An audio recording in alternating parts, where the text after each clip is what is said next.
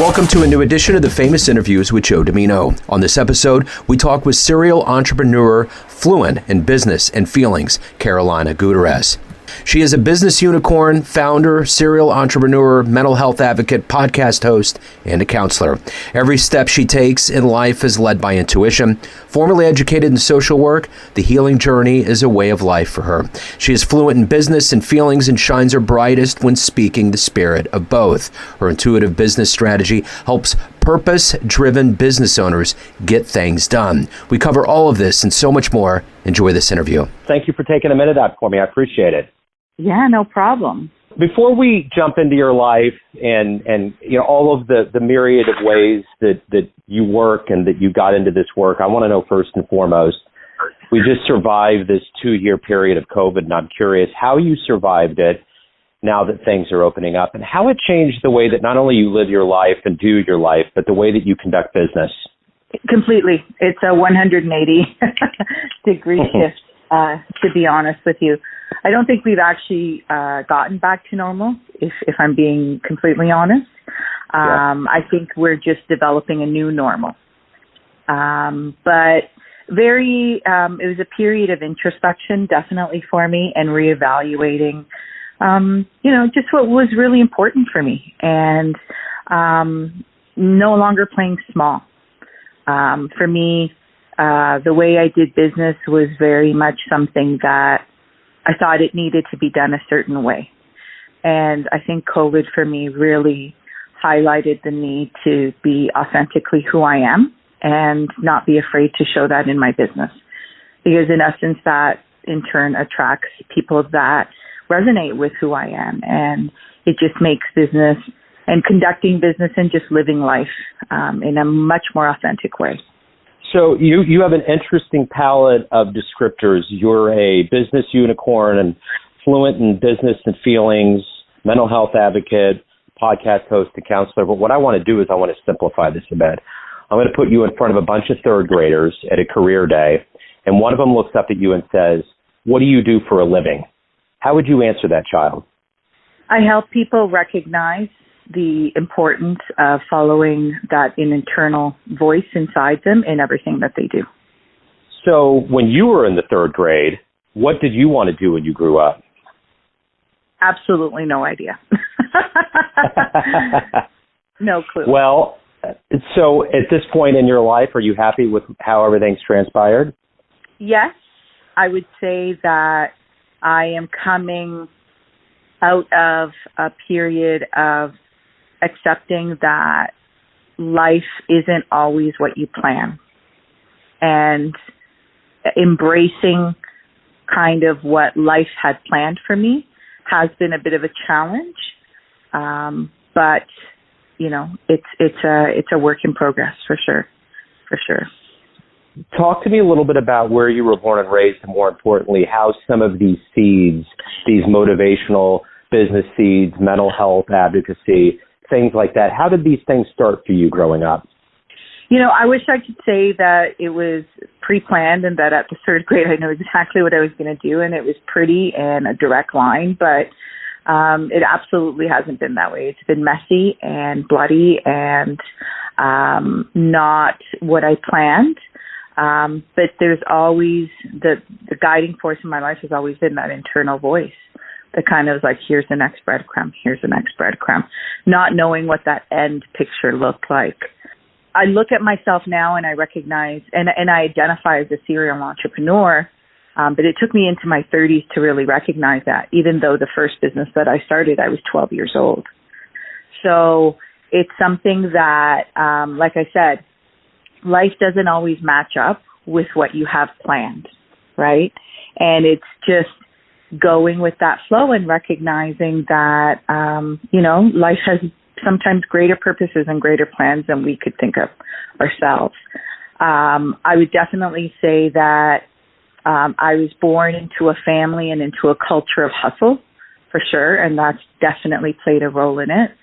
But I think the kind of the unifying or that triggering that really started to bring this together was being diagnosed ADHD so late in life and recognizing finally that something that I had struggled with for so many years. I was diagnosed in my early 30s.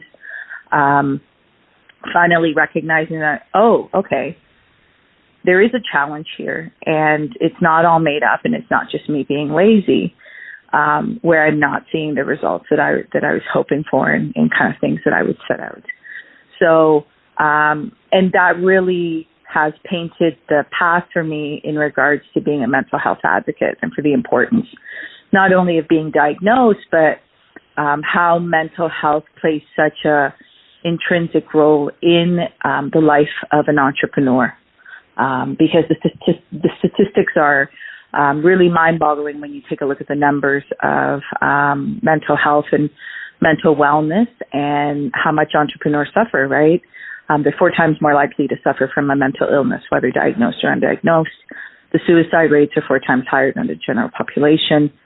So it really started to highlight to me, wow, there's a whole component of our society that we rely on greatly, and we consider them to be the modern day superheroes, yet they're walking a really, really dicey line there.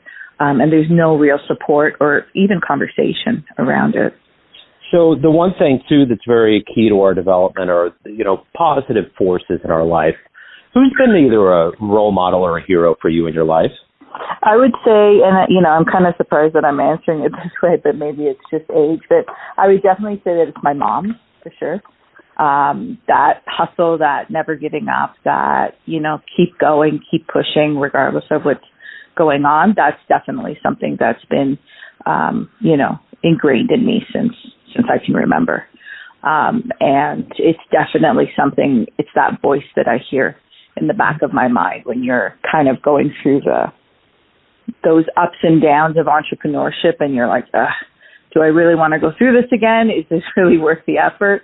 That guiding presence in my life, and how much that's been there since I can remember is definitely present. So if you could meet anybody that's alive on the planet right now, someone inspirational that you've looked up to or you like, who would you love to meet and talk to for a little while? I think Oprah, for sure, would be on the top of my list. That rags to riches story, and not rags to riches because she had all the kind of privilege or odds in her favor.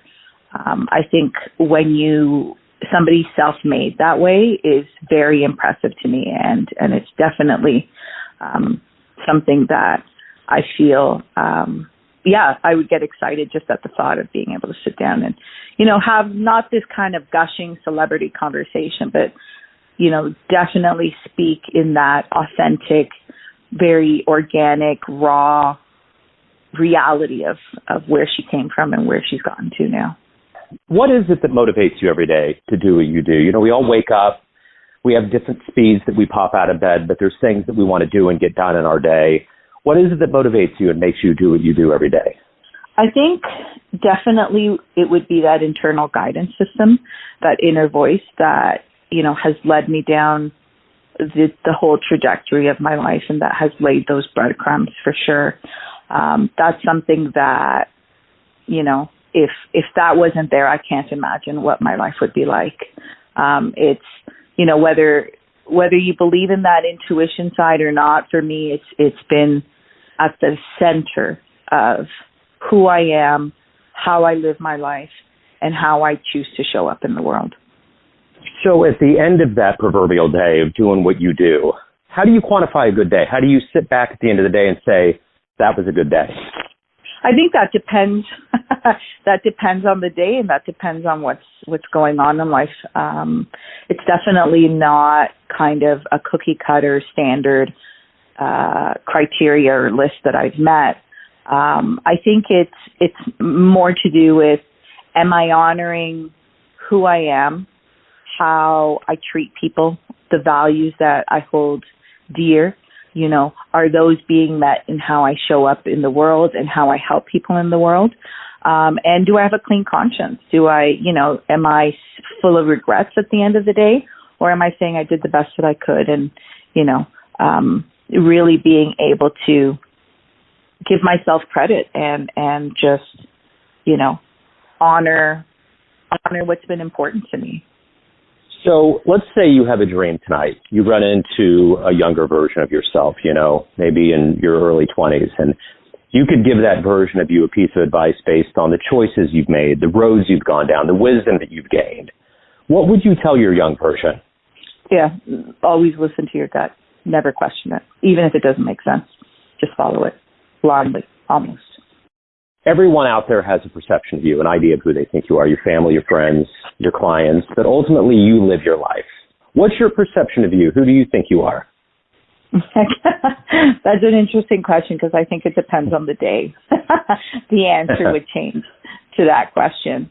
I think definitely I'm at a stage in my life, I'm going to be 44 soon, and I'm really starting to like who I am and who I've become and the way that I show up in the world. Definitely, I would say authenticity trumps all for me. And I think that I definitely feel that at the core, that is, if not the top, then it would be in my top 3 things of how I describe myself. But I think the other things, it depends on the day and what you're going through in life. But again, if you can be okay with who you are, I think the rest, that battle is the hardest battle to win, I find, or I've found so far. Are there other difficult things that we go through in life? Sure. But when you have that one down, things are a little bit easier. One of the things that's very key in our development is, say, a book, a really important book or an album or art that we experienced when we were younger. What's been that for you? What's been something that you remember that you come back to or that really left an impression when you were growing up? It's an interesting, even just thinking about what I'm going to say, I'm like, wow, that's interesting. I never looked at it that way. But when I was in the 8th grade, I read 100 Years of Solitude by Gabriel Garcia Marquez. And, it's something that has constantly kind of swam in my head. And, as I get older, as much as I believe in helping other people and in creating community and in building and that we don't do things alone, the realization that we come into this world alone and we leave it alone, and the importance of getting really comfortable with who you are alone, outside of people and outside of how the world views you, really, really is, I found, a key in how you walk and how you carry yourself. And so definitely I would say that's something that resonates a lot with me. Plus I love magical fantasy. So it definitely spoke to me at the time and still to this day. What's been one of the best client responses you've ever received in your life? One of the best pieces of feedback from your work? Regardless of the business that I run, and I run several as a serial entrepreneur, one of my guiding personal values and one of the values that I instill in every single business that I run is that it allows somebody to feel peace in what they do, peace in, and so when I have heard from my clients say, you have given me peace of mind in fill in the blank, that to me, that's a home run. I've done. If I could just stop right there, I'd be happy, because I think that we live in a world that we don't value peace enough. And being able to find that peace in something that you're doing just is so precious that when I hear that from somebody, I'm like, it warms my heart, and it just feels like, yeah, I'm doing the right thing. So Carolina, if anybody out there wants to learn more about you, what you do, your services, anything related to your world, where do they go? Sure. So you can take a look at bookcarolina.com, just like the state, Carolina, book, BOOK. And that is the website where you can find out all my projects, all my speaking endeavors, the podcasts that I'm on, as well as my own podcast that I host. And you'll find out whatever's happening currently and how you can reach out to me, and the variety of different endeavors that I always seem to be working on. Wonderful, Carolina. Thank you for opening up. Thanks for taking time out. Good luck with everything. Yeah, thanks for the call. Have a good one. Thanks for tuning in to another famous interview with Joe Dimino, where we cover the world of art, literature, business, spirituality, music, and much more from around the globe. If you want to hear more interviews, visit the Famous Interviews with Joe Dimino channel on YouTube, iTunes, and Spotify. Thanks again for listening, and until next time.